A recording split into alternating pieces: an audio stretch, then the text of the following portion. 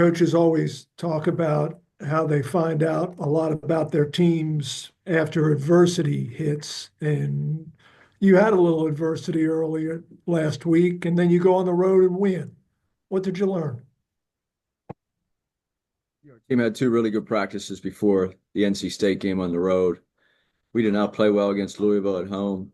They played extremely well. And proud of our guys for coming back and playing so hard in practice. And then it carried over in a game to hold the team at under home court to 57 points. I thought our players individually and collectively as a team played really hard defensively the entire game.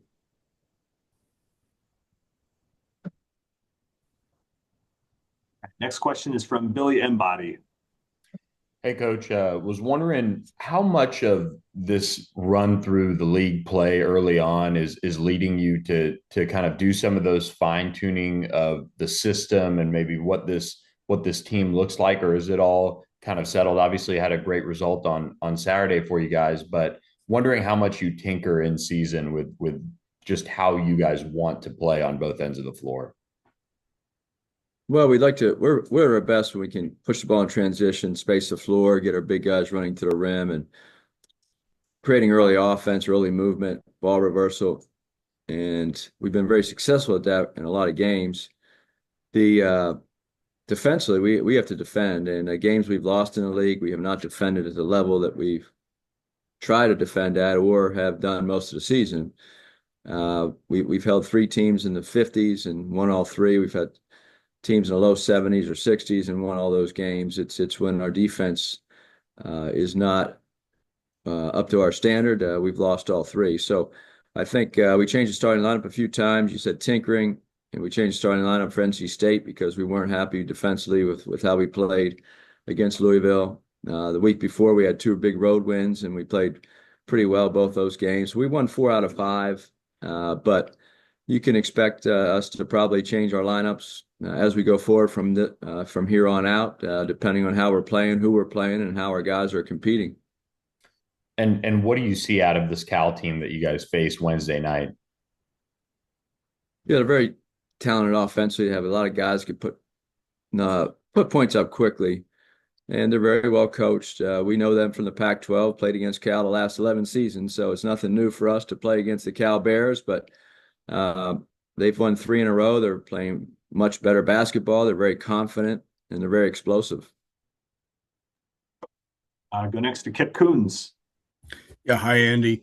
You talked about playing better defense, and I'm just wondering, I've asked some other coaches this morning also this question, is it harder to teach offense or defense now, given that your rosters really turn over so quickly year on year?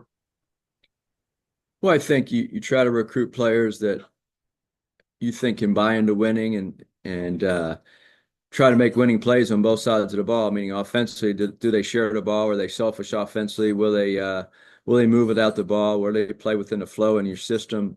And our guys have done a pretty good job of that offensively.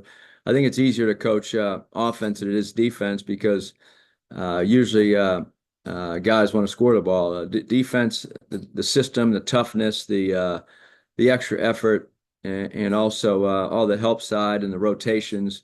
It's a little challenging because when you have so many transfers in today's environment, everybody's coming from a different defensive system as well as just different programs. So I think offensively, we've had a pretty good time adjusting, and defensively, we've gotten better. And as I said, the games we won in the league, our defense was really, really good. And in the 3 games we lost, not so much. We'll go back to David Teal. Andy, at any point during a season, as you get into late January, early February, do you and or your staff look at the numbers, the net, the analytics, and start assessing, okay, where do we stand in terms of an NCAA tournament resume? Well, I think, yeah, most teams look at that. We have so many games to play that we don't really we may glance at it. We're right where we need to be. I can't remember exactly what our net is, but it's in the low 40s. It's been in the 30s. It's been in the high 20s. It's been in the 50s this year. So we're right where we need to be in the low 40s.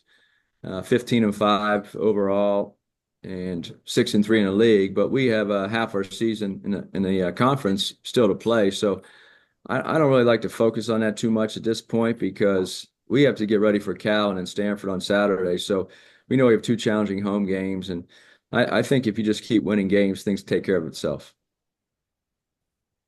Back to Kip Coons. Yeah, Andy, kind of the corollary to my team defense question, but individually, when you look around the league, who do you identify as the premier lockdown individual defenders, regardless of position? The best defensive team is Duke by the numbers. They're the tallest team in the country, and they're outstanding defensively. But we haven't played the whole league yet, so it's probably too early for me to tell you individually. But right now, by the numbers, Duke's the best defensive team in our conference, and I think they've proven that they can lock teams down for an extended period of time. Anything else for Andy? Not? Coach, thank you. Appreciate the time. Thank you. See you next week. Thank you. Take care. All right. We'll have Ron Sanchez from